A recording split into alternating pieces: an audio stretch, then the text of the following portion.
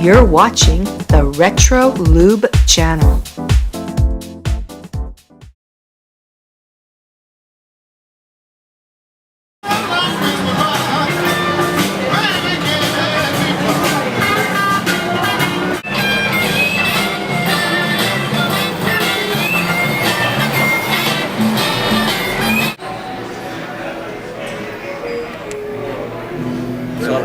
Now, I don't know if you know this, but when I was doing college radio, not to mention my age, the first New York City DJ other than myself in college radio that played nice, very nice, like as soon as it came out on 20th Century, was the great late DJ Scott Muni on the WFM. Wow. I was driving home from some event in New York City, and there Scott Muni was saying he's a new band from the LA area and a song, Nice, very nice. That's nice. So that's how I first got introduced to Ambrosia. Now, Joe, fans of the Dead and the 80s radio know Bruce Hornsby, and I remember seeing Bruce playing on at least one Ambrosia video. How did you meet Hornsby, and what else did he do with the band? Well, we met him in, I think it was Norfolk, Virginia, somewhere Tidewater area of Virginia. And we were on tour with the Doobie Brothers. He had a local band, and he figured out what hotel the bands were staying at. And I think he caught Mike McDonald in the lobby and just started lobbying him in the lobby, oddly enough, about what a great band he had, and you got to come check us out. We're playing tonight after show. I'll reserve a table for you guys if you want to come and check us out. So the word went around that, hey, this guy, Bruce Hornsby, he's got this band, it's supposedly really good, and do you guys want to go after the show? And I was like, okay. So we all went to see Bruce and his band, and they were a great little band, and everybody was really impressed, and kind of got to get to know him, and of course invited him to subsequent shows, and they kept popping up backstage at all these shows in the Virginia area. And I think Mike McDonald was the one who told him, hey, if you want to make it, because he's from St. Louis, he said, if you want to make it, you're going to have to get it out to LA. So they finally, like the Beverly Hillbillies, they packed up their bags and headed to LA. And about the only people they knew were the Doobie Brothers and Ambrosia, because we'd been packaging together and they'd come to all these shows.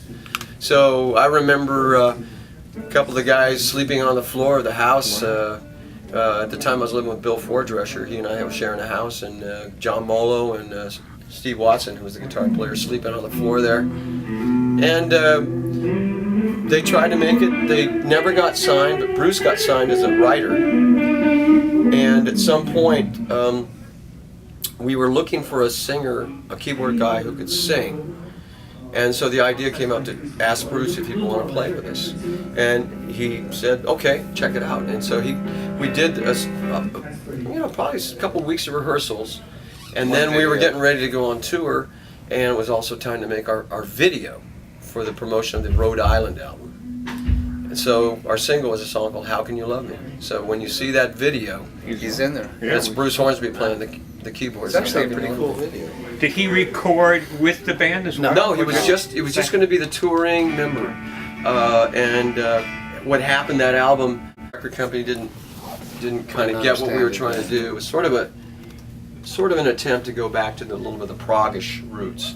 And they were at that time more into us doing the R&B, Biggest Part of Me's and things like that. So it's sort of, the record company sort of lost interest in the band. Tour kind of fell apart. Bruce went off and went back to his songwriting, and that's at the point where the band sort of really split up. And as a side note, you ended up winning a Grammy Award for being an original member of Bruce Hornsby and the Range. Right. That was my, it was a fun moment that we got to get up on stage. It was one of the awards they present on the broadcast, so you know how that's kind of always a thrill. When you saw that, Burrow, when you saw your fellow bandmate winning a Grammy, and Ambrosia, had multiple times that they were nominated, did you kind of feel like slighted or hurt or confused that a member of Ambrosia was winning a Grammy for a whole different band? No, not at all. I mean, I'm a huge fan of Bruce Hornsby, so yeah, we all. I mean, how can you deny that he deserved? The band deserved it, right? Yeah, they worked for it. Now, Joe, can you recall any experiences with Bruce and the Range? You played the world with them. Oh, there were many great moments. I mean, it was a rarely, you know, happen in live band, and we had a lot of fun. And, you know, there was years of touring. There was multiple experiences, so it's hard to point out one. I mean, I think the biggest moment, as far as just the excitement of seeing, you know, a career rise from where you were playing a little club the first time you went through the city, and on the same album, The Way It Is, as it kept going, we kept touring and touring. The second time around, we'd be playing an arena. Well, I saw you at the bottom line in the early days, and the next moment you were playing the arenas. Yeah, so that kind of skyrocketing of the career, and then culminating that in the Grammy Award, which it was a pretty exciting year. You can imagine that year we were out. It was and speaking of sidemen, someone that was a part of Steely Dan was a part of Ambrosia. Yeah, Royce Jones. Used to sing with Steely Dan. He sang with us for years. During the 180 tour, Life Beyond Delay.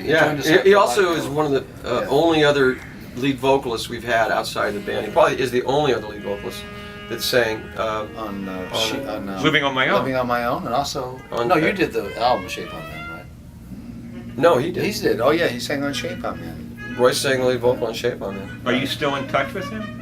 Not lately. It's occasionally, once in a while, we'll pass, but he lives in another part of LA, and it's such a big city. Burley, for example, lives in Thousand Oaks, which is literally about 100 miles from where our guitarist Doug lives in Huntington Beach. Or 3 days on the phone.